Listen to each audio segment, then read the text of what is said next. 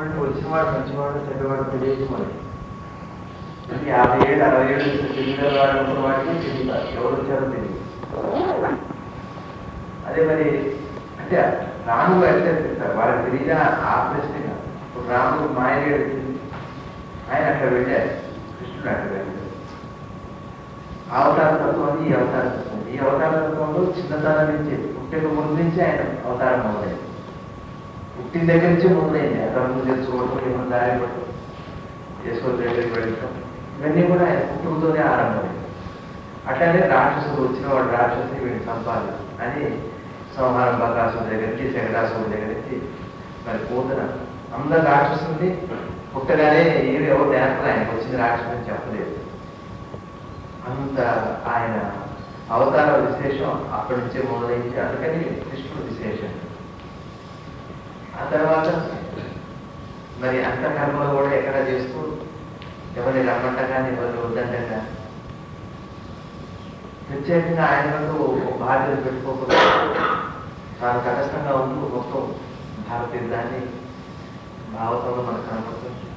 ఆ తర్వాత కృష్ణ భగవానుడు మనందరికీ ఈ జీవితంలో మనం ఎటువంటి భక్తి అంటే ఏమిటి, యోగం అంటే ఏమిటి, మనం ధర్మం అంటే ఏమిటి, ఇట్లాంటి విషయాలన్నీ భగవద్గీతలో మనకి 18 అధ్యాయాల్లో మనకు అందించినటువంటి మహా చైతన్య స్వరూపం అది. కాబట్టి కృష్ణుడు అంటే కృష్ణ అంటే కృషి కలిగించేది, అతన్ని కృషి చేసేవాడని కృష్ణుడు అంట. అతన్ని సంతోషాన్ని ఇచ్చేవాడు కూడా కృష్ణుడు. అంటే అర్థమేంటి, కృషి చేయటం అంటే ఏమిటంటే శ్రమ. శ్రమ చేస్తేనే ఏదైనా ఫలం. వ్యాపారం కానీ, వ్యవసాయం కానీ, ఉద్యోగం కానీ, ఏ పనికైనా కృషి కావాలి. ఆ కృషి కారకుడు అంటే ఆ సంకల్పానికి కారకుడు. కాబట్టి కృష్ణ భగవానుడు సంతోషాన్ని ఇస్తారు, ఆయన స్మరణే విశేషం. అందుకని వారిని ఆదర్శంగా తీసుకొని మనం ధర్మం విషయంలో ధర్మం, వారు ఎక్కడ నడిచారో అట్లా నడుచుకోవాలి. అందుకని చెప్పారు, రాముడు నడిచినట్టు నడుచుకోవాలి, కృష్ణుడు చెప్పినట్టు చేయాలి. కృష్ణుడుగా నడిచినట్టు మనం చేయాలి. కృష్ణుడు వెళ్ళి వాళ్ళందరితో యుద్ధం చేశాడు, రాముడు వెయిటింగ్ చేస్తాం, ఇప్పుడు కష్టమే, భారీ సాధ్యమైంది. కాబట్టి కృష్ణుడు చెప్పిన మాట, రాముడు నడిచిన మాట, ఈ రెండు మనకి ఆదర్శంగా తీసుకుంటే ఈ కృష్ణాష్టమికి మన ప్రయత్నం బాగా సిద్ధిస్తుంది. మన గమ్యాన్ని మనం తొందరగా చేరుకోగలం. చాలా కష్టంగా ఉండటం, గురువుగారు చెప్పిన కథలన్నీ వింటుంటే కృష్ణుడు చిన్నప్పటి నుంచి మరి మహాజ్ఞానిగానే ఉన్నారు, చివరి వరకు అట్లానే ఉన్నారు. ఎక్కడ తొందరపడ్డారు అక్కడ తొందరపడ్డారు, ఎక్కడ తొందరపడలేదు అక్కడ తొందరపడ్డారు, చాలా సామాన్యంగా కూడా ఉన్నారు. తర్వాత నేను కృష్ణుడిని, నేను అవతార పురుషుని కదా, నాకేమి పూజలు, నా పురస్కారాలు లేవు, నా పిల్లల్ని నేనే సృష్టించుకుంటా, మరి నేను అన్ని నా అంతా నేనే రోజులు చేసుకుంటాను అన్నారు. మన బాబా సినిమాలో చెప్పినట్టుగా తపస్సుని కానీ యోగాన్ని కానీ చాలా జాగ్రత్తగా వాడుకోవాలి. మన బంగారం షాప్ అనుకోండి, లేదా బట్టల షాప్ అనుకోండి, షాప్ మందే కదా తీసుకుంటారు. రోజు సపోజ్ వాటర్ ఉంది అనుకోండి, ఆ ఇంటికి చేసి పంపించండి రోజు అంటే చివరికి అక్కడ వాటర్ ఉండదు, ఏముంటుంది అక్కడ చేయడానికి కుదరదు. తపస్సు కూడా అట్లాంటిది. తపస్సును చాలా జాగ్రత్తగా తన కోసం కాక సంఘం కోసం. కృష్ణుడు మనవాడు ఇంట్లో నుంచి వెళ్ళిపోతే 2 ఏళ్ళు ఎదిగించారు కృష్ణ భగవాన్, ఎక్కడున్నారో ఏమిటో అని 2 ఏళ్ళు సైనికుడిని పెట్టి ఎదిగించారు. అదే మరి చిన్నతనంలో శాంతిని కొడుకు వెళ్తే ఎక్కడో వాడిని తీసుకొచ్చి అది చేశారు కృష్ణ. తన తపస్సు అంత గొప్పది, మరి అట్లా అంత సామాన్యంగా ఉన్నారు. మరి సంతానం కావాల్సి వచ్చింది. సంతానం కావాల్సి వస్తే శివుడిని తపస్సు చేసుకోవడానికి హిమాలయాలు వెళ్ళారు.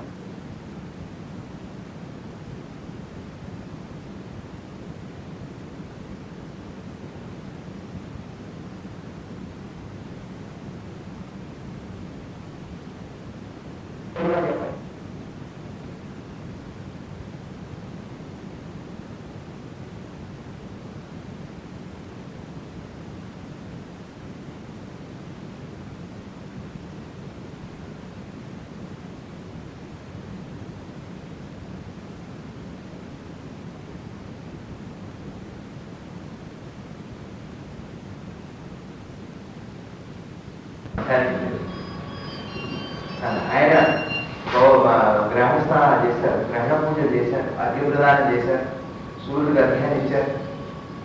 పిలిస్తే సూర్యుడు వస్తాడు ఆయన కావాలంటే. సకల 14 గుణపాఠాలు ఆయన చెప్పు చేతుల్లో అంటే ఆయన కనుసంలో ఉంటాయి. నవగ్రహాల దగ్గర నుంచి సర్వదేవతల దగ్గర నుంచి ఇంద్రుని ఆటాడించిన వాడు చిన్నతనంలో గోవర్ధన గతి పర్వతం ఎక్కిన వాడు. దిక్పాలకులందరూ ఆయన చేతుల్లో ఉంటారు. అట్లాంటి వాడిని ఆడించిన ఆయన మరి ఆయన గురించి ఏంటి? మన కథ కూడా ఉంది. వినాయక చవితి కథలో చంద్రుని చూశానని మళ్ళీ ఆ నింద నింద భారం అని చెప్పని మళ్ళీ వెళ్ళి ఆ నింద మాత్రం ఆయన మన రక్షకులు వేస్తాం. ఏమిటి అంత అంటే గొప్ప చిన్నాన్ని కాదు, ఒక ధర్మం ఆదర్శాన్ని మనం తప్పకుండా నడుచుకోవాలి, దాన్ని గౌరవించాలి. మా నాన్న పూజ చేస్తున్నాడే నేను చేయలేదు, ఆయన చూసుకుంటానే నాన్న కూడా మనం కూడా వెళ్ళి దాన్ని పెట్టుకోవాలి. కాబట్టి మీరు అర్హత సంపాదించిన మనమే గుడి కట్టించాం, ఒక గుడికి దానం చేసాం, గుడి కట్టించాం, అక్కడ పోయి మర్యాద కోరుతూ సామాన్యుడునే ఉంది. నేను గుడికి ఇచ్చాననేది నాదే కాబట్టి నాకు పూర్వభూమం కావాలి, నన్ను మీరు గౌరవించండి, నన్ను మీరు చాలా ఆదరణగా నేనే కట్టించాను కాబట్టి నేను దండం పెట్టాల్సిన అవసరం లేదు. ఎందుకంటే నేను కదా ఆయనకి అవనికి ఇచ్చాను, నేను నమస్కారం చేయగలరా స్వామికి అని అనకూడదు. ఆయనే మరి అన్నాడు, మీరు కదా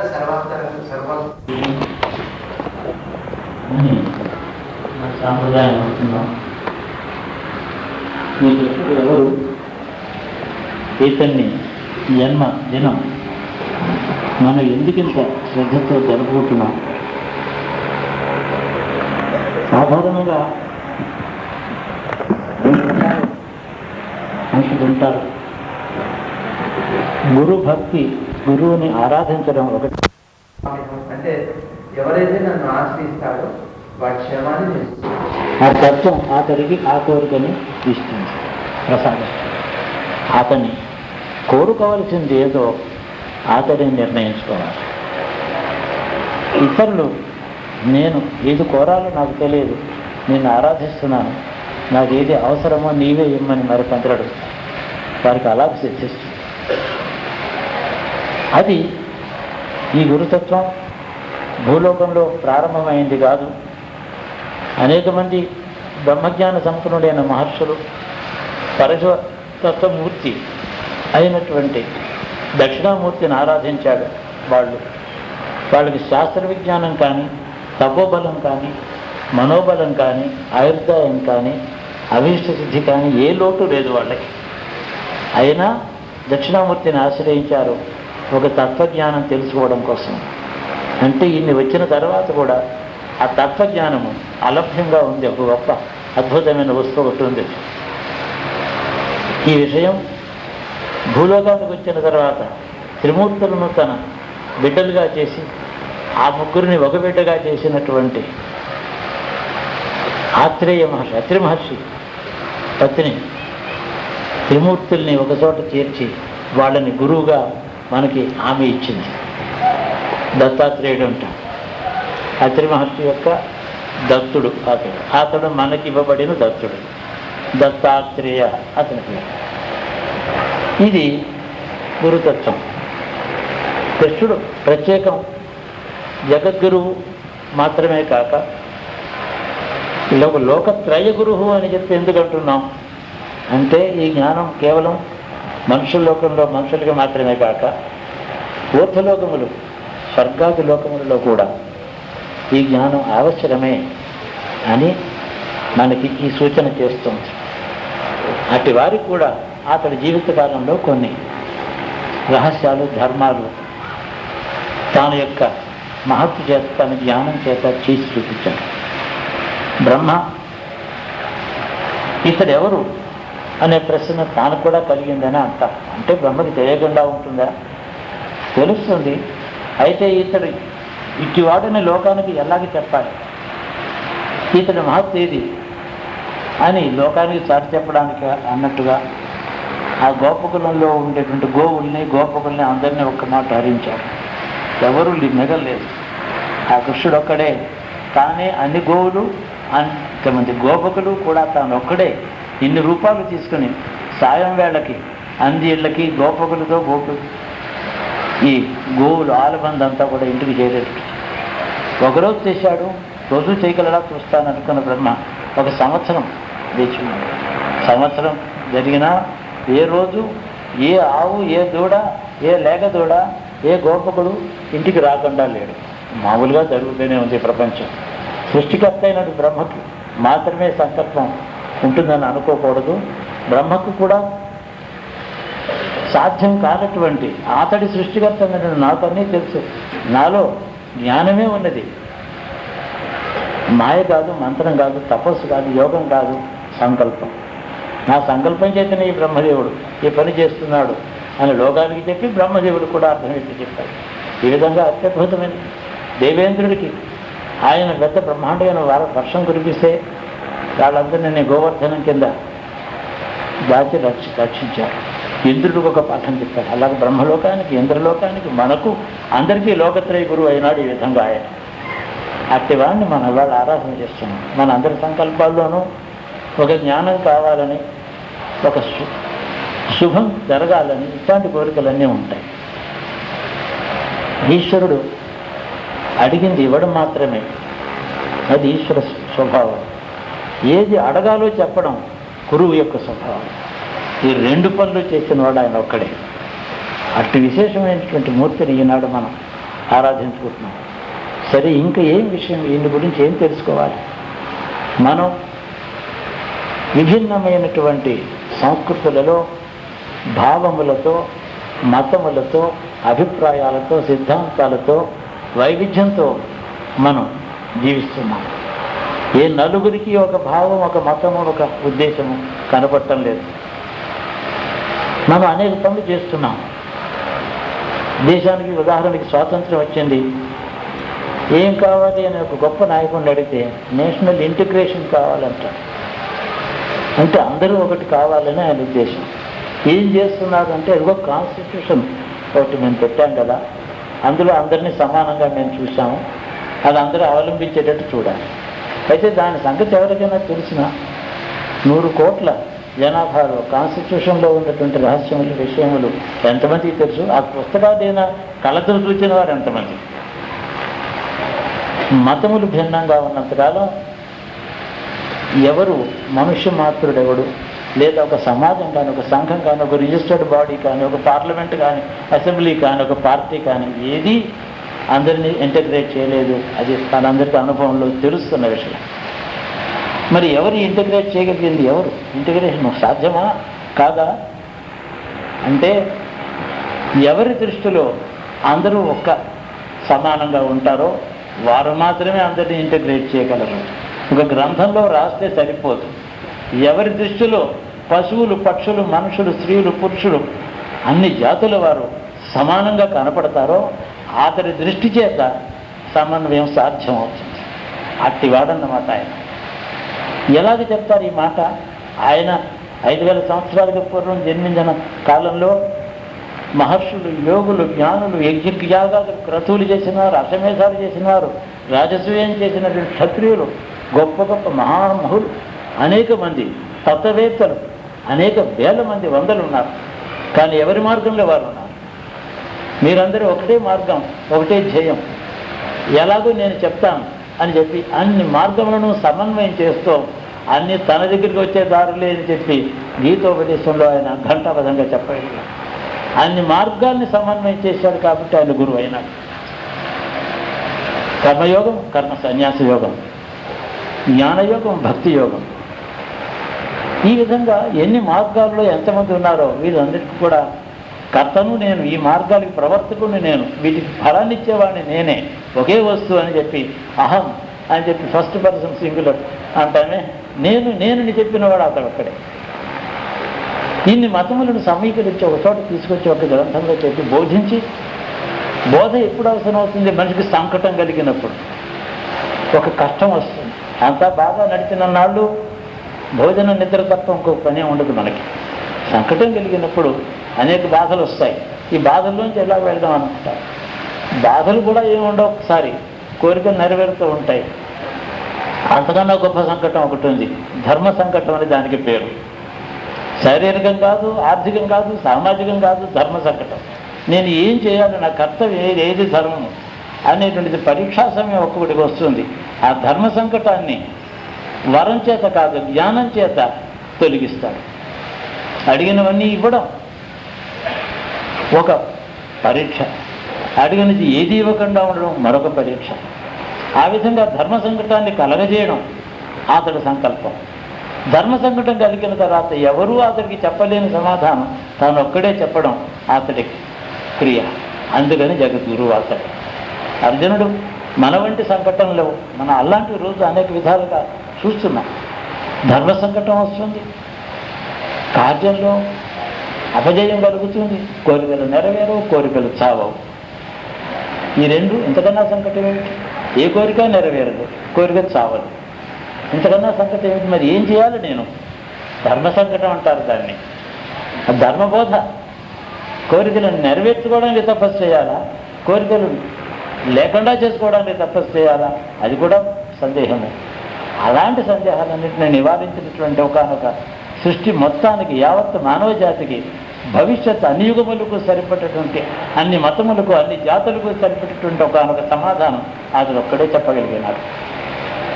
బ్రహ్మవస్తు అంటే బ్రహ్మజ్ఞానులు ఉన్నారు, ప్రతి సృష్టి చేయగలిగిన తపస్సులు ఉన్నారు, మరొక స్వర్గాన్ని సృష్టించగలిగిన తపశక్తులు ఉన్నవారు ఉన్నారు, ఏదైనా చేయగలిగిన వారు ఉన్నారు. కానీ ధర్మ సంకటంలోంచి మార్గం చూపించగలిగిన వాడు జగద్గురువు అంటారు. ఎవరికి జగద్గురువు? సామాన్యుడు. అంటే గోవుల్ని పాలిస్తూ వాటిని ఆవుల్ని తోలుకుంటూ ఉండేవాడి దగ్గర నుంచి, ఆ పాలు అమ్ముకునే గోపికల దగ్గర నుంచి, మహాత్ములైనటువంటి మహాయోగులు మహర్షుల వరకు కూడా అందరినీ సమదృష్టితో చూడగలిగిన వాడు అని అర్థం. ఈతడు మహానుభావుడు, మహర్షి, ఈయన గొప్ప యోగి, ఈయన స్వర్గానికి ప్రతిస్పర్ధం చేస్తాడు, మరో స్వర్గాన్ని సృష్టించగలడు అని చెప్పి అతన్ని అధికంగా చూడక, పాలమ్ముకునే గొల్లపిల్ల దీన్ని తక్కువగాను చూడక సమదృష్టితో చూడగలిగిన వాడు ఎవడో అతడి జగద్గురు. నేడు మన జాతికి, మనందరికీ కూడా ఒక భారతదేశమే జగత్తుకి గురుస్థానంలో ఉండవలసిన దేశం ఇది. ఇక్కడ ఇన్ని సంకటాలు, ఇన్ని సందేహాలు వచ్చినప్పుడు మనకి గురువు ఎవడు? ఏం చెప్తున్నాడు ఈ గురువు? మన ఏ విధంగా ఒకటిగా చూడగలుగుతున్నాడు ఆయన? చూచేవారు మన అందరినీ ఒకటిగా చూస్తే మనం పరస్పరం అసమానంగా ఎలా చూసుకోగలుగుతాం? తండ్రి ఉన్నాడు, నలుగురు కొడుకులను సమానంగా చూస్తున్నాడు, సమానంగా అందరికీ ఒకే కంచంలో ముద్దలు కలిపి పెట్టింది తల్లి. వాళ్ళు పెద్ద అయిన తర్వాత ఒకరినొకరు సమానంగా చూసుకోవటం లేదు. తల్లిని మర్చిపోయారు, తండ్రిని మర్చిపోయినారు. వీరిని సమానంగా పెంచినటువంటి తల్లిదండ్రుల ప్రేమని మర్చిపోవడం చేత వీళ్ళలో పరస్పరం అసమానత్వం వస్తుంది. ఈ అసమానత్వం కలగడానికి, అహంకారం పోవడానికి, సమదృష్టి కలగడానికి ఎవరి దృష్టిలో మనమంతా ఒకటిగా ఉన్నామో అతన్ని గుర్తు చేసుకోవాలి. అదే మనం ఈరోజు మనం చేసుకునేటువంటి గురు పూజ. మిగతా అంతా కూడా రేపటి నుంచి మళ్ళీ సందేహాలు అవి ఉంటూనే ఉంటాయి. ఎవరిని అడిగితే ఈ సందేహం తీరుతుంది అంటే, వాళ్ళ విగ్రహం పెట్టి పూజ చేశారు, రేపు ఎక్కడికి పోమంటారు మమ్మల్ని అంటే, అంతర్యామిగా అందరిలోనూ ఎప్పుడూ నిత్యము ఉండేవాడు. మన పూర్వ జన్మలలో కూడా ఆయన చెప్పాడు, పూర్వం సావర్ణి మనువు దగ్గర నుంచి నేను నిత్యనే ఉన్నాను రా నేను అని చెప్తున్నాడు. మనం పూర్వం నుంచి ఉన్నాం, భవిష్యత్తులోనూ ఉంటాం. నేను ఎప్పుడు పోయేవాడిని కాదు. నీకు నాశనం లేదు, నీవు నిత్యమే, జీవాత్మ నిత్యం. ఇత్యాది రహస్యంలో నీ యొక్క మాట చిన్న వెన్నముద్దలు లాంటి చిన్న భాషలో మామూలు మాటలతో శ్లోకాలతో చెప్పినటువంటి కావడం చేత అతడు త్రైలోక్య గురువు అయినాడు. అందుకని అతడు లేని సమయం కాదు, అతడు లేని సమయం లేనే లేదు. అతడు ఎప్పుడూ అంతర్యామిగా ఉన్నాడు. అతన్ని అడిగి తెలుసుకోవడమే మన బాధ్యత, కర్తవ్యం, మనకి గమ్యస్థానం. మనకు మార్గమే లేదు. మన బుద్ధితో, గ్రంథరచనతో, గ్రంథ పఠనంతో, డిస్కషన్స్తో, సెమినార్స్తో ఏ సందేహం నెరవేరు. సెమినార్కి వస్తారు, ఒక ప్రశ్న తీసుకుని ఎవరి సిద్ధాంతం వారు చెప్పి గద్దె దిగి వెళ్ళిపోతారు. ఏ ఇద్దరు ఒప్పుకోరు. అయినా సెమినార్స్ కండక్ట్ చేస్తాం. మనం ఒక ప్రశ్న తీసుకుంటాం, అందరినీ పిలిపించి మాట్లాడతాం, అందరూ వింటారు, అందరూ మాట్లాడతారు.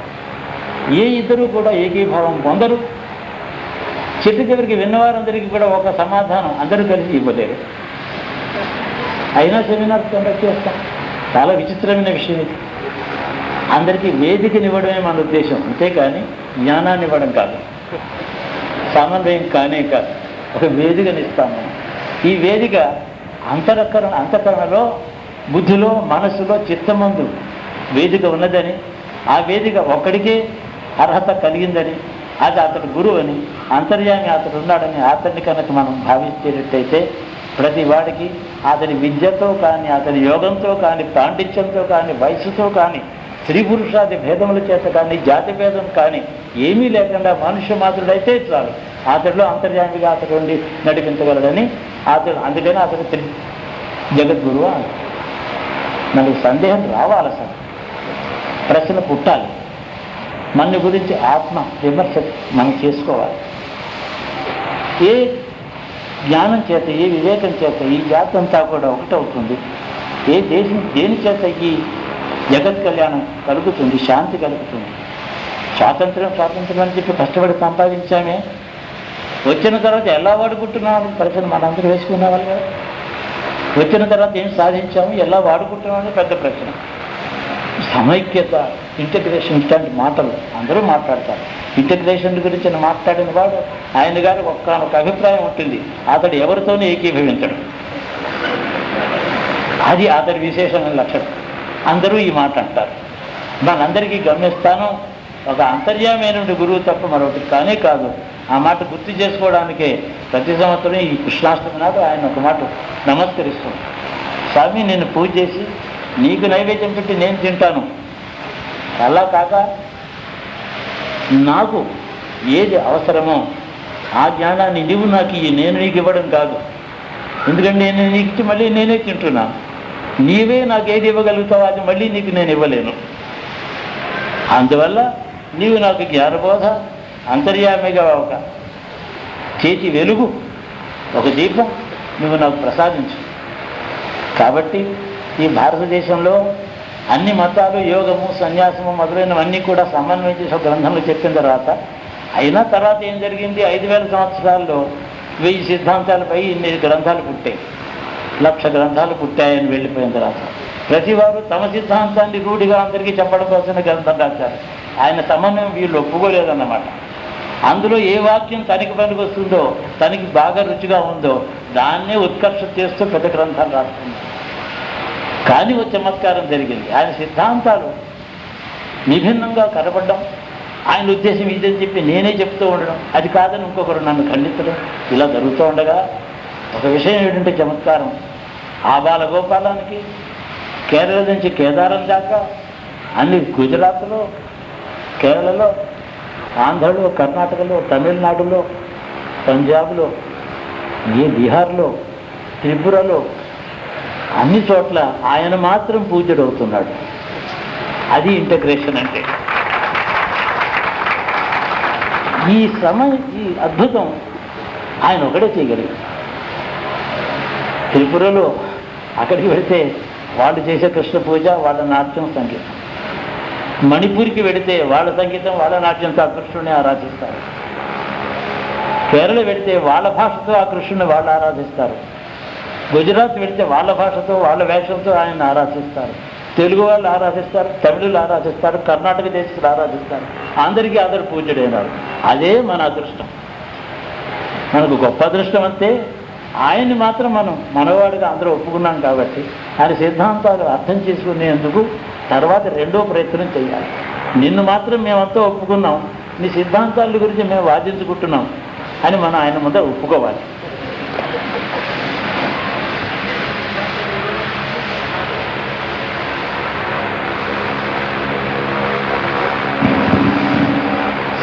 సమన్వయ సిద్ధాంతం ఏది? ఏ దృష్టితో, ఏ జ్ఞానం చేత మమ్మల్ని అందరినీ, పశుపక్షాదుల్ని, దేవేంద్రుని, బ్రహ్మను, మా ఊళ్ళో గొల్లపిల్లను కూడా సమదృష్టితో చూచావయ్యా నువ్వు. ఏమిటా జ్ఞానం? అది నాకు లోపల చూపించు. నీ సిద్ధాంతాన్ని గురించి మేము ఎప్పుడు కూడా కించులాడకుండా మిమ్మల్ని అందరూ సమానంగా ఆరాధిస్తున్నాం కాబట్టి ఆ సమతా దృష్టి మాలో నీవు వెలిగించు అని చెప్పి జ్ఞానాన్ని అడగాలి. అడిగిన నాడే ఈ ఆరాధనకి ఒక ఫలం ఏర్పడు. ఆరాధన చేస్తూ అనేక మంది భగవద్గీత మీద భాష్యాలు రాసినారు కొందరు.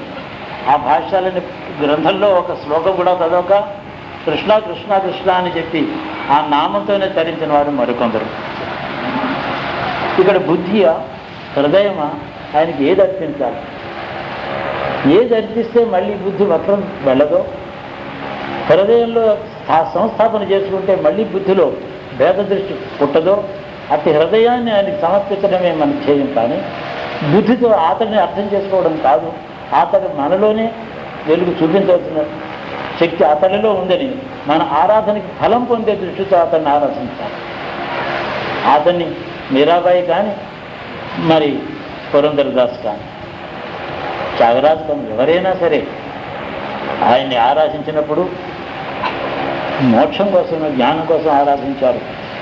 మనకి నేడు ఒక చిన్న తేడాతో ఆయన్ని ఆరాధించాలి.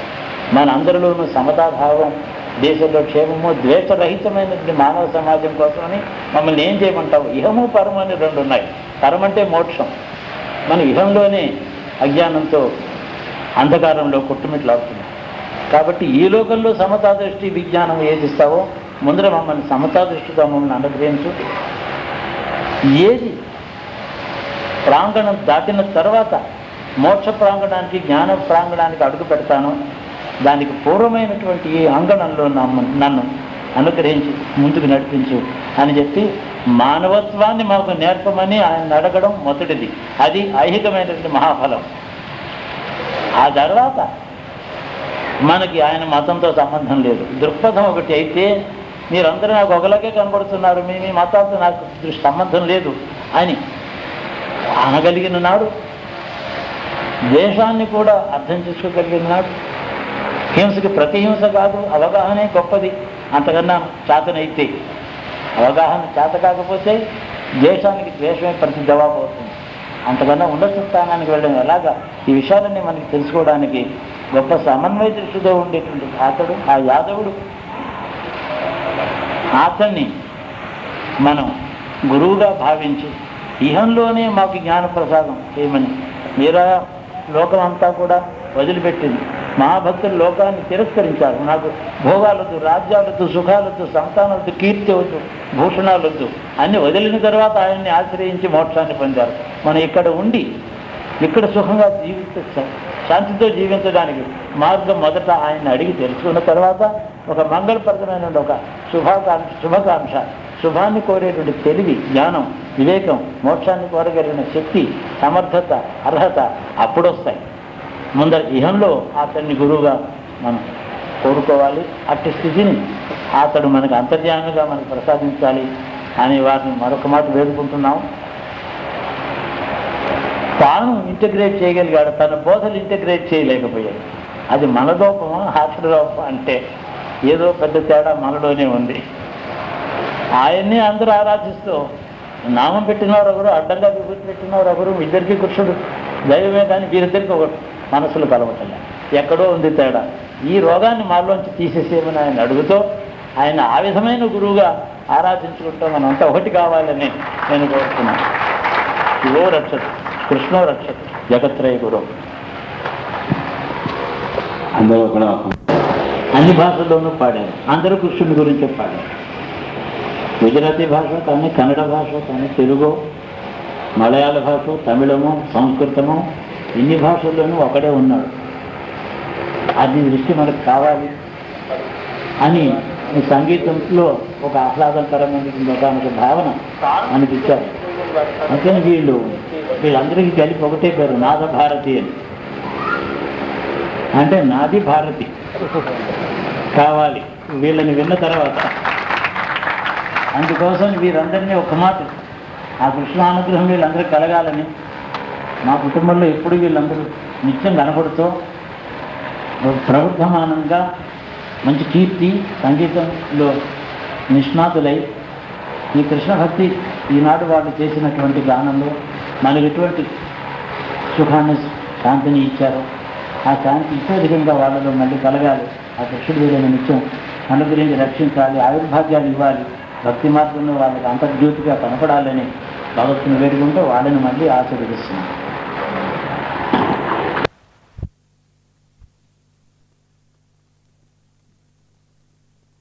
స్థితి ఉండాలి మనసు. అది కదా ప్రయోజనం. అది మనసు అయిపోతే ఏంటి లాభం?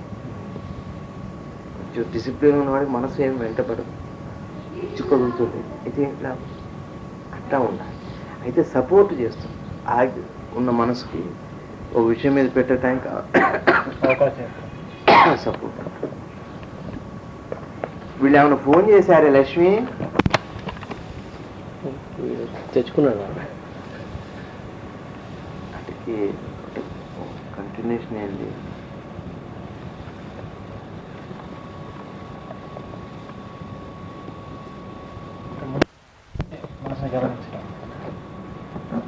ముందు అసలు మనసు మోటం అయితే ఆపాలి, అది క్యారెక్టర్ ఆపుతుంది. గమనించడం అనేది సాధన, అది సాధన. ఇప్పుడు చెవు ఇటు తీసుకొచ్చి ఇట్లా అనుకుంటారు. చెవు దీనికి ఏమిటి ముఖ్యమైన ఈ చెయ్యం సాయం క్యారెక్టర్ డెవలప్మెంట్. ఫస్ట్ క్యారెక్టర్ నిమ్మడం గుణం. అప్పుడు ఏమైందంటే అప్పుడు ఆ దృష్టితో ప్రశ్న వేస్తే ఆ సమాధానం ఉంటుంది. ఎందుకంటే దాని కాన్షియస్నెస్ దానికి ఉంది, దీని కాన్షియస్నెస్ దీనికి. మనసుకుండే ఎరుకు మనసుకుంది, దానికి ఉండే ఎరుకు దానికి ఉంది. దానికున్న ఎరుకులు ఈ మనసు ఎరుకు పోయి కలుస్తారు. అయితే మరి దాని ఎరుకకి ఏముందంటే ఏ గుణం లేదు. దాని ఎరుకతో ఈ సృష్టి అంతా ఉన్న ఎరుకని మనసుతో తెలుసుకోండి, అక్కడ మనసుతోనే కదిలించుకోండి. లేగానే దానికంటూ ఒక ఇండివిజువల్ ఎరుక అట్లా ఉండదు.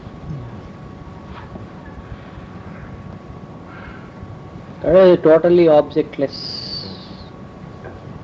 దాని ఉనికి ఏంటంటే ఉన్నాను అంటుంది అంతే, కాన్షియస్నెస్. ఇంకా అది అక్కడ మనసు ఉండదు. ఈ మనసు బాగా నిలబడ్డ మనసు దాన్ని తెలుసుకుంటే అది మిరకిల్స్ అని, ఈ సృష్టి అని ఏవేవో జరుగుతుంది. అది ఏదైనా మైండ్ లెవెల్లో, ఆ లెవెల్లో.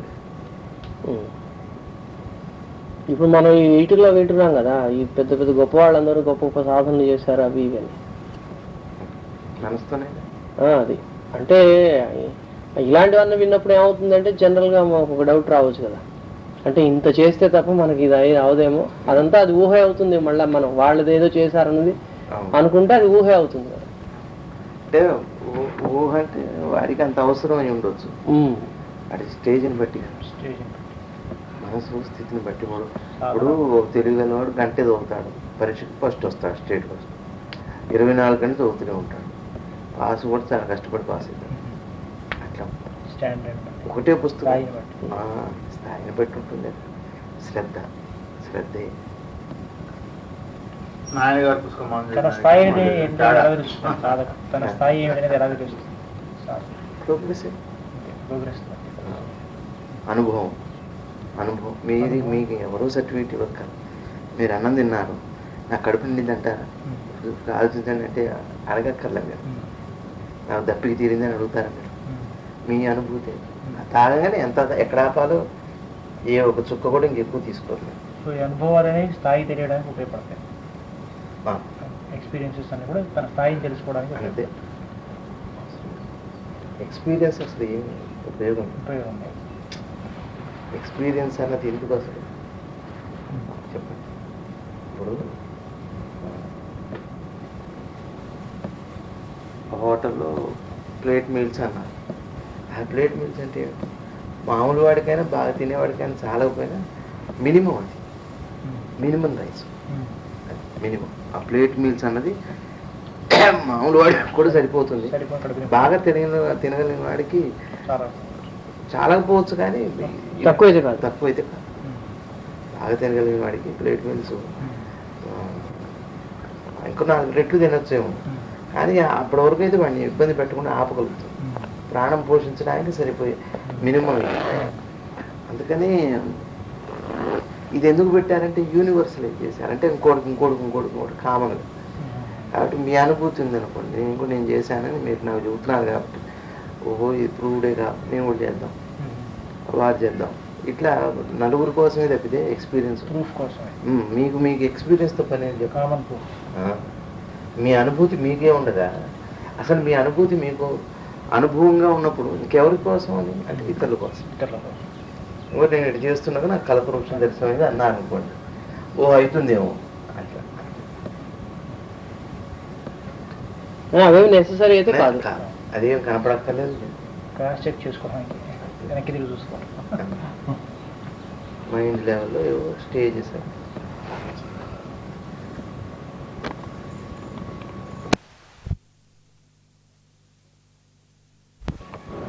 స్పృహతో ఒకదాన్ని అనుభవించాలని కలిగినటువంటి తీవ్ర స్పృహ నేను, అది నేను లేదు. మీరు నిద్రపోతున్నారు, దాహం అవుతుంది, మెలకు వస్తుంది, మంచినీళ్ళు సీసా పక్కనే ఉంది. ఇప్పుడు నాకు దాహం అవుతుంది, నేను నీళ్ళు తాగాలి భలే అని చెప్పి వంగాలి, నేను కుడి చేతి కింద పెట్టి తీసుకొని అప్పుడు ఆ నీళ్ళు లేదు ఎక్కడ ఉంది, పక్కన చేయి వెళ్తుంది, నీళ్ళు తాగుతారు మళ్ళీ నిద్ర. నేను ఎక్కడ నాకు దాహం అయింది అని చెప్పుకుంటామా? నీతో పని ఏంటి? మీ అనుభవానికి అప్పుడు మీకు నేనేంటో చూడండి, ఒకసారి ఆగింది, అప్పుడు నేను ఉంది, ఓన్లీ కాన్షియస్నెస్ అవసరం తీర్చుకోవడం మాత్రం అంతే. అదే పక్కన ఎవరన్నా ఉన్నారనుకోండి, దానికి సంబంధించిన టాపిక్ని బట్టి నేను పెరుగుతాను. అంటే అర్థం ఏంటి?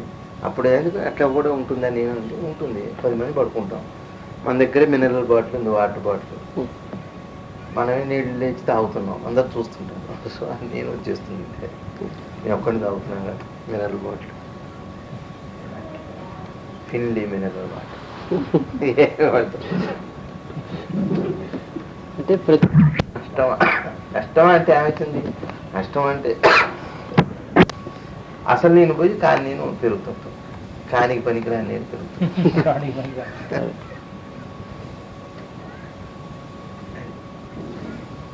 అది కాదుగా మనమేమో అసలు ఏది కాదు కానీ ఇదని అనుకుంటున్నాం. అదే భగవాన్ అన్నారు. మరి అదే అహంకారం వద్దని. అహంకారం అంటే గర్వం కాదు. అయితే ఏంటంటే ఈ నేను పెరుగుతున్నా కొద్దీ దాంతో పాటు దానికి బలాన్ని పోషించాలి. ఒంగోలు జాతికి ఇతర పోటీ లేకుండా ఎందుకు అయితే ఎంతలా ఉంటే ఉపయోగం ఇది. ఈ ఒంగోలు గీతను పెంచినట్టు పెంచుతుంటుంది ఈ నీళ్ళు. వీడిని బాగా హుషారు చేయించడం, వాడిని సంతోషపెట్టడం, వాడు సంతోషపెట్టుకోవడం, వాడిని పోల్చుకోవడం. నీకు కదరా అంటాడు, సినిమాలో కూడా చూపెట్టుకోవాలి, నీ అదృష్టం పండిందిరా అంటాడు అద్దం దగ్గరికి వెళ్ళి. ఓ హీరో సెల్ఫ్తో మాట నీ అదృష్టం పండిందిరా, అది నువ్వు ఏంటాలి, అది నీ మొహానికి ఇట్లా, నీ కారు నీ సూటు అని అంటాడు. ఎందుకు నేను అనేది వాళ్ళకి అంత తెలియదు, కానీ విషయం అయితే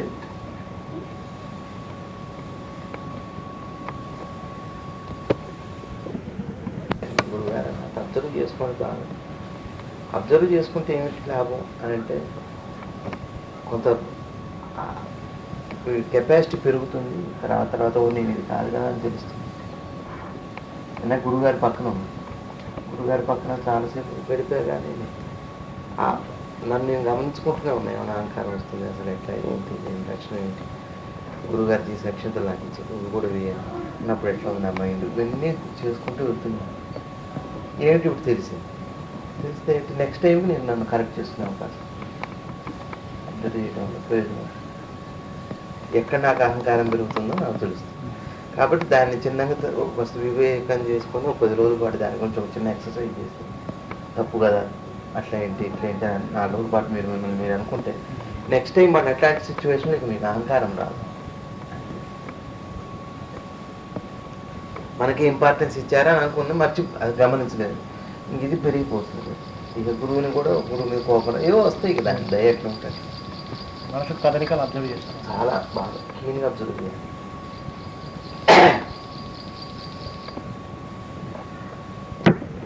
ప్రమాదకరంగా నేను ఉండదు, అంటే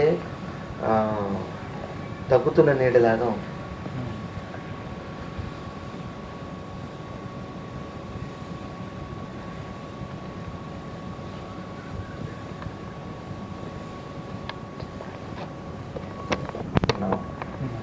అంటే కావాలని మౌనంగా ఉంటున్నాం, సహజమైంది, ఇవన్నీ తెలుస్తాయి అబ్జర్వేషన్. ఇప్పుడు సహజంగా నాకు నేను దూరంగా ఉండటం, గురువు గారు మనం పోకూడదు, కొంచెం దూరంగా ఉంది అని ప్రతిక్షణం అనుకుంటూ ఉండటం లేదు. సహజంగా ఏం పట్టినట్టు ఒక మామూలు మైక్ సెట్ వాడు లేకపోతే గురువుగారి గురించి తెలియని వాడు ఎట్లా అట్లా ఉండగలుగుతున్నావా? ఇదే ఫలానిచ్చి, అంతేగాని కావాలని ముండి పట్టుబట్టి కరెక్ట్ కాదు. క్యాజువల్గా ఉండొచ్చు, లేకపోతే ఇక్కడ నేనే ఉంది కానీ ఏది వద్దనుకుంటున్నామో అదే ప్రస్ఫుటంగా ఉంది. అట్లా మారడానికి ఇది స్టేజ్ కాదా? అబ్జర్వేషన్లోనే ఉపయోగం. ముందు ఇలా ఉంటే తలాలా అలా మారడం. మాట్లాడండి అదే, అందుకనే మనం గమనించమనే దానికి ఉపయోగం అది అంటున్నాను. ఇట్లా తెలుస్తుంటే మీకు ఓహో సహజం ఇంకా నేను సహజంగా లేను, లేను అని ఇంకా తేడా ఉంది, కొంచెం మార్చుకుందామని మారుతాడు. అది గమనింపులోనే స్టేజ్ స్థాయి మారుతుంది. అది మీరు అది లేకపోతే ఇదే ఒరిజినల్ అనుకుంటాం. అర్థంలాగా ఉపయోగపడుతుంది. అర్థం ఏం చేయగలదు మీరు ప్రత్యేకంగా? ప్రతి స్థాయిలోనూ గమనింపుతోనే ఉండాలి ఎప్పుడు. మనసుని గమనిస్తాం. అన్ని మనం ప్రతిదీ మంచి కానీ చెడు కానీ ప్రతి క్షణం గమనించాలి. ఏ అనుభూతిని కూడా మనం దానికి పెద్ద వాల్యూ ఇవ్వకూడదు. నాకు ఇవాళ ఈ అనుభూతి ఏంటి అని అన్నాము. అనుభూతి కాలంలో కర్మకు సంబంధించి జరిగిన ఒక ఇది కాబట్టి అట్లాంటి కర్మ పదే పదే రిపీట్ అవ్వాలని ఎక్కడ వాళ్ళు మీకు యాత్ర వెళ్ళారు, పడుకుంటే నరసింహస్వామి కల్లో కనపడ్డాడు. ప్రతిసారి మీరు కల్లో నరసింహస్వామి మీరు వెళ్ళినప్పుడు కల్లో కనపడాలి లేదు. కాబట్టి దీనికి ఇంపార్టెన్స్ ఇవ్వలేదు అనుకోండి, దానికన్నా ఇంపార్టెన్స్ ఇట్లా చిన్న చిన్న అబ్జర్వేషన్లో బయటపడుతుంది.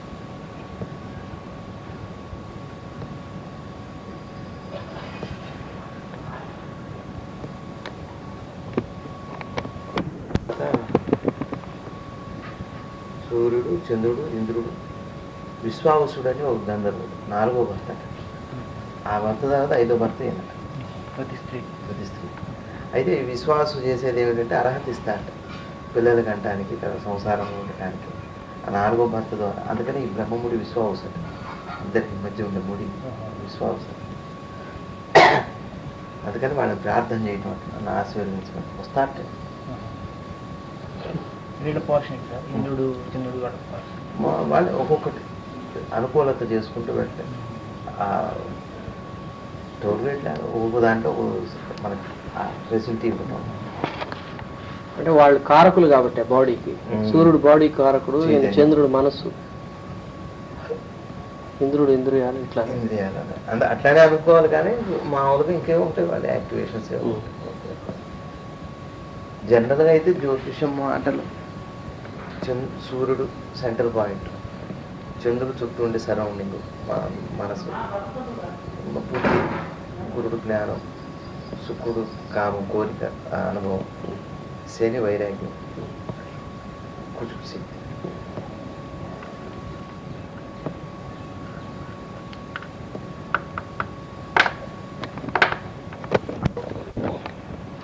ఇప్పుడు మీరు పూజ బాగా కుదురుతుంది ఏదో రోజు, మీకు కూడా అనుభవం. ఆ రోజున కాసేపు ఎక్కువసేపు చేసుకుందాం అనుకుంటారు, చేయలేదు. ఆ ఆనందంలో బయటకు వచ్చేటప్పటికి వెంబటే ఏదో వార్తో అది ఏదో మేము నాకు ఉంటా పూజ చేసుకుంటే ఎంతో అట్లా గడపాలని ఉంటుంది. యువతల ఫోన్లు, ఒక పక్క జనాలు, వెయిటింగ్, ప్రశ్నలు, ఆశిస్సులు, స్పరిశనాలు, పరిశనాలు, పెద్ద పెద్ద మాట, గాంధీ భాష.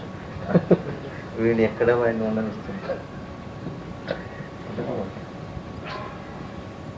వాడికి వీడికి లేకపోయినా వాళ్ళే పెంచుతారు అబ్బో అంటారు.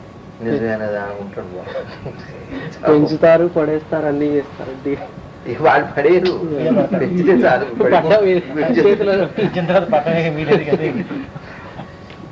అంతే కదా, చాలు. లేత కొమ్మ మీద పెడితే అమ్మ అందుకే అంత నీకు తెలియదు రానాయన అందులో ఉన్న కష్టాలు. ఇన్నాళ్ళు పెట్టింది మనకి తెలియటానికి. చెట్టు నాకు గైడ్ చేసిన వాళ్ళు పెద్ద మేస్టార్ అన్నారు అక్కడికి, నీకెందుకు రా ఆయన, మనకేమో తెలియదే ఇవన్నీ ఉంటాయి. ఇంటర్మీడియట్ వేసిన అలాగా వివేకంతో బాగా జ్ఞాపకం పెట్టుకుని ఎట్లా ఉంది, అంత తీవ్రంగా ఉండదు, అంత బంధం దానికి, ఇంకా అంత డెవలప్. గురుగా చెప్పారు కుక్కకి అది ఉన్నట్టు దానికి తెలియదు. అదేదో ఏదో ఒక జ్ఞాపకంతో నడిచి వెళ్ళటమే కానీ ఇంత వివేకం ఎక్కడో పడిపోయినవి అంటే బాగా విశ్వాసంగా పిల్లల్ని రక్షించడం అట్లా జరుగుతుంటాయి. అంటే ఏదైనా ఒక జన్మ జీవుడు ఏదైనా కుక్కగా వస్తే తప్పితే హ్యాపీ. అప్పుడు ఆ జీవుడికి ఏమవుతుందంటే చచ్చిపోయి అమ్మ నేను కుక్క జన్మ ఎత్తానని ఒక చిన్న రియలైజేషన్ వస్తుందట మరణ సమయంలో.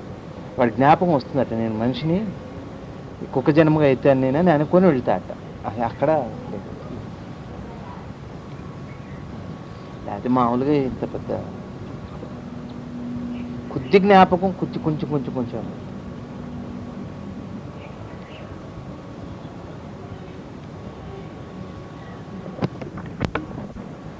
ఇంద్రియ నిగ్రహాన్ని సంపాదించుకోవాలి, అది ఇదని చెప్పేసి మహాత్ములు చెప్తున్నారు.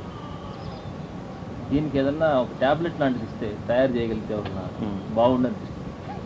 ఎందుకంటే ఎంత చెప్పినా కానీ, ఎన్ని చదివినా కానీ, ఎంత చేసినా కానీ అది కామక్రోధ లోభాలు మదమాత్సర్యాలను విజృంభిస్తూనే ఉంటాయి.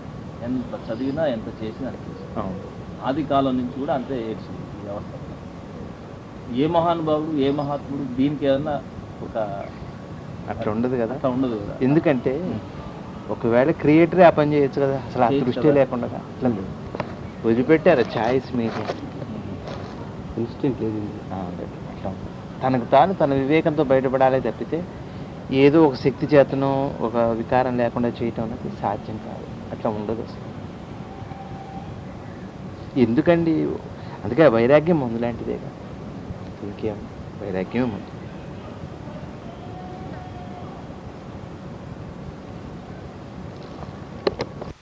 కూడా దాని మీద దృష్టి రాకుండా ఉండటం, అవకాశం ఉండి కూడా దాని మీద దృష్టి రాదు. ఈ మాట చెప్పాడు, వికారహేతో శక్తి విక్రియంతి ఏషాం న చేతాంశ తయ్యే వద్దీరా. శివుడు తపస్సు చేస్తూ ఉంటే హిమవంతుడు పార్వతిని మీకు సపరేలు పంపిస్తారని అంటాడు. అప్పుడు నందీశ్వరుడు అంటాడు, స్వామి స్త్రీ సాంగత్యం మరి మీకు ఏం పర్వాలేదు, అలా ఉన్నప్పుడే నిగ్రహంగా ఉంటే అది గొప్పతనం, కానీ ఏమీ లేకపోతే గొప్పతనం. సంపదలో ఉండి బేదరికం గొప్పది, కానీ బేదరికంగా ఉండి వైరాగ్యం అదే పెద్ద విశేషమే కాదు. విశేషం కాదు, కానీ యధవులకి మార్గం అదే. తెలియకపోవచ్చు బాబు. మళ్ళీ రేపు అంటే ఎట్లా ఉంటుందంటే, ఒక సింహాన్ని చూసి జంతువులు దాక్కున్నట్టుగా తాత్కాలికంగా రేపు మళ్ళీ అట్లాంటి ఆశ కలిగితే మళ్ళీ విజృంభిస్తారు వాళ్ళు. వైరాగ్యంలో అవకాశం ఉండదు. ఉన్నాడు కాబట్టి అప్పుడే దాటాడు. ఇంకొకటి వీడికి ఏంటి, ఇప్పుడు నిర్లిప్తత వచ్చింది, మళ్ళీ అవకాశం వచ్చిందని మళ్ళీ అంత స్థాయిలో లేస్తారు డబుల్ స్పీడ్తో. ఇక వాడిని ఎవరు ఆపటం వాడి వల్ల కాదు. సుపద ఏమిటంటే జన్మే మందు, కష్టమే మందు.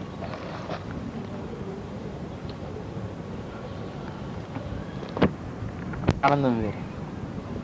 ఆ రోజుల్లో చెడ్డ దినాలు అయినప్పటికీ కూడా పర్వదినాల్లో సంతోషంగా ఉండటానికి అదేం అడ్డు కాదు. కానీ ఒక వ్యక్తి లౌకిక జీవనంలో భౌతిక సుఖాన్ని కోరుకుంటున్నప్పుడు సూర్యుడి యొక్క దృష్టి చంద్రుడి మీద, చంద్రుడు అంటే మన మనస్సు అని కదా, ఆ టైంలో ఏంటంటే సూర్యుడి దృష్టి నుంచి తప్పుకొని ఉంటాడు చంద్రుడు. కాబట్టి మన మనసు క్లియర్గా ఉండదు. కాబట్టి మనం ఏ ప్రయత్నం చేసినా అది మనకి అది క్షేమం కాదు. కానీ ఒక జరిగిన పని మనకి క్షేమంకి దానికి సంబంధం లేదు. ఇప్పుడు ఉదాహరణకి ఏదో ఇప్పుడు మనం పుట్టడం వేరు, మన కష్ట సుఖం వేరు. పాయింట్ అర్థమైంది. ఉదాహరణకి వినాయక చవితి రోజు మనం సంతోషంగా ఉండటానికి లేదు, వినాయక చవితి రోజు మనం పని మొదలు పెట్టడానికి సంబంధం లేదు. ఈ సక్సెస్ వేరు, ఆ ఆనందం వేరు. కాబట్టి భగవంతుడు ఆ దినాల్లో వచ్చారంటే ఆయన డిజైన్ వేరే అది. కానీ మనం లౌకిక కర్మలు చేసేటప్పుడు ఈ దృష్టి అంటే, ఇప్పుడు మీరు ఇటు ఉన్నారు, దృష్టి బాగుంది, మీరు అటు చూడాలంటే మన పక్కకు చూడాల్సి. ఆ టైంలో ఏంటంటే సూర్యుడిని చంద్రుడు పక్కకు ఉంటాడు, అంటే డిగ్రీస్లో తేడా ఉంటుంది. అందుకని ఈ రిక్టర్జీలు ఆ టైంలో మన మనసు క్లియర్గా ఉండదు, పని కూడా సక్సెస్ఫుల్గా ఉంటుంది. ఇది వేరు, ఏర్పడ్డది వేరు, ఏర్పరచుకునేది వేరు. తేడా లేదు. ఏర్పడ్డదానికి ఏర్పరచుకునేదానికి తేడా ఉంది కదా. మంచి చూడలే ఉంటుంది డిజైన్. కొత్తగా ఆలోచించి చూస్తే కృష్ణాష్టమి కానీ మీరు తీసుకున్న బ్యాడ్ తిథుల్లో వచ్చిన ఏ దేవత కూడా సుఖపడ్డది ఎక్కడుంది చూడండి. అట్లా తీసుకున్నా కానీ కృష్ణుడు చిన్నప్పటి నుంచి ఎప్పుడు చచ్చిపోతాడో లేదా, ఎప్పుడు ఎవరు ఏమంటారు క్షణం భయం. వినాయకుడిది గందరగోళంగానే అయిపోయింది. సరే తర్వాత ఆరాధ్యులు అయ్యారు, అది వేరే విషయం. నవమి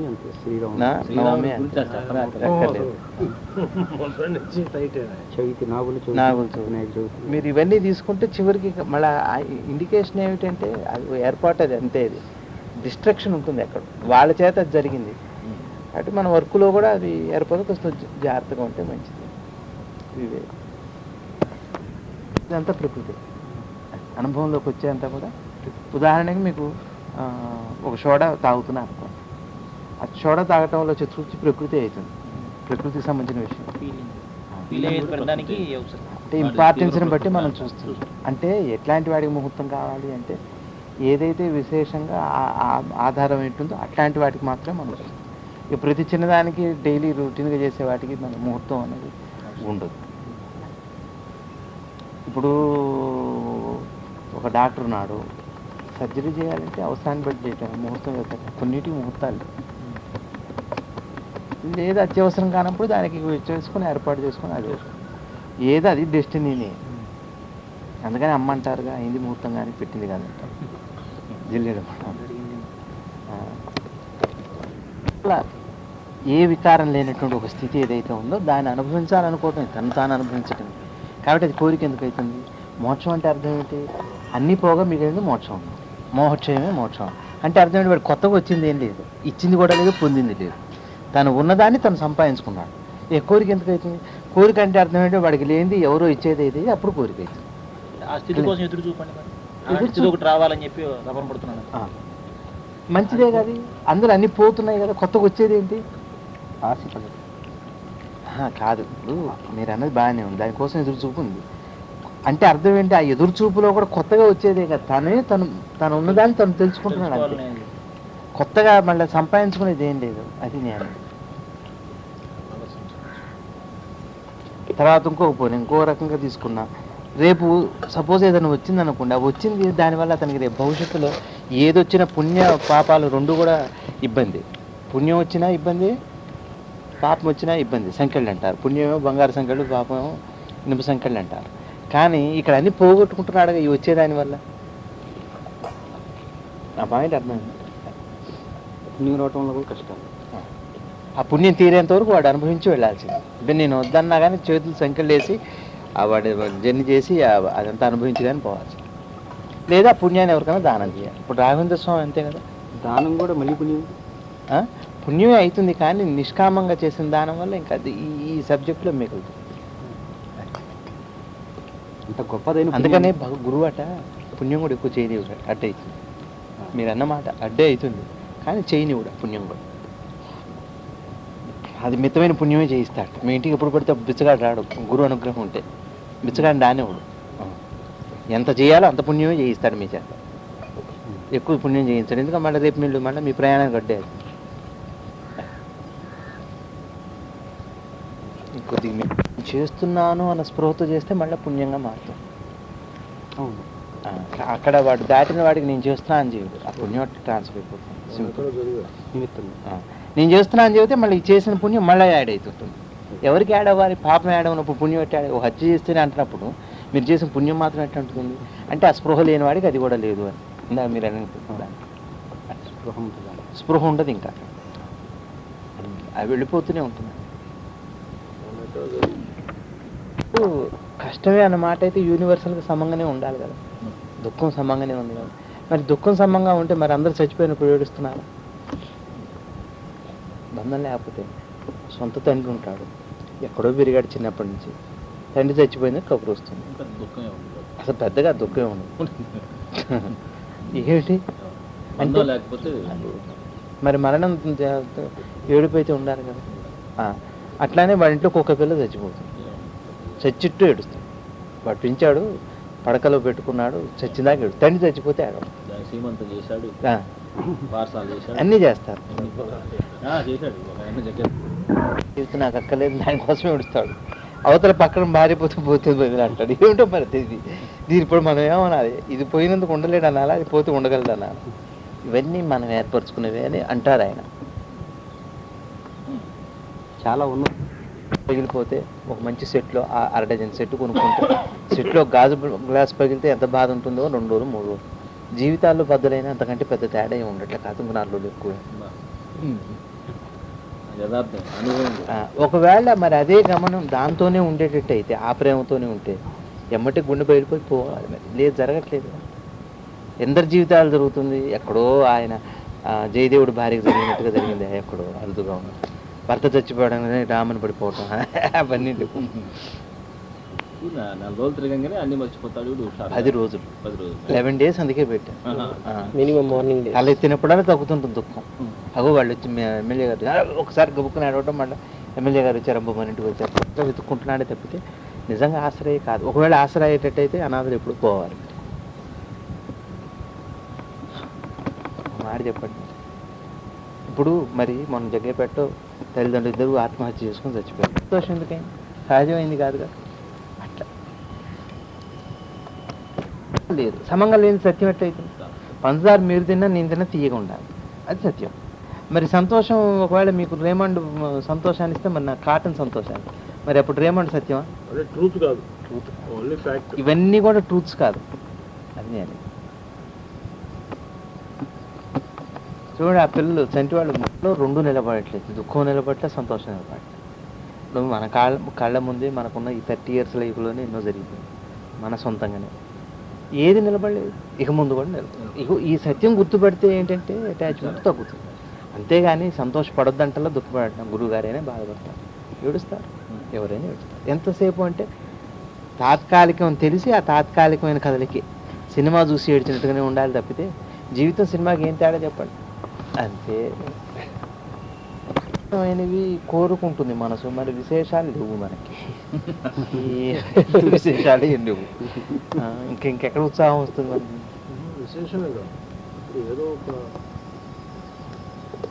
ఉత్సాహం అంటే ఏంటి బాబా? చెప్తారు. ఒక బ్రాహ్మడికి ఏదో ఒక అట్రాక్షన్ ఉంటుంది, అట్రాక్షన్ చేత ఈ మనసు వస్తుంది. అట్రాక్షన్ పోగానే ఉత్సాహం పడుతుంది. దాని చుట్టూ ఎక్కడో వీడికి టేస్ట్ ఏదో ఉంటుంది, అది తీరంగానే ఇంకా దాని మీద ధ్యాస రాదు. ఫ్యాసినేషన్ లేదు అంటే ఏంటి? డిస్టేస్ట్ డెవలప్ అయినట్ట అంతే. ఇక అది ఏముంది, ఏముంది అట్లా పాడేవాడిని. ఇప్పుడు ఎస్పీ హస్బెండ్ చుట్టూ నాకు కూర్చొని ఒక పాట పాడింది అంటే చూడు, మళ్ళీ ఇప్పుడు అనబెట్టుకుని అంత అర్జెంట్. ఎందుకంటే వేల మంది పొగిడి ఈ నలుగురు పొగిడితే ఆయనకి ఏం ఆనకపోవచ్చు. సపోజ్ ఒక క్లింటన్ లాంటి వాడు అమెరికా వాడు పిలిస్తే ఒక్కడున్నా పాడతాడు. అదే ఉత్సాహం అంటే టేస్ట్ లెవెల్లో ఎక్కడో వాడికి తగ్గ ప్రమాణం కనపడాలి వాడికి, అప్పుడు అది ఉత్సాహంగా ఉంటుంది. ఆ ప్రమాణం లేకపోతే వాడికి ఆనందం.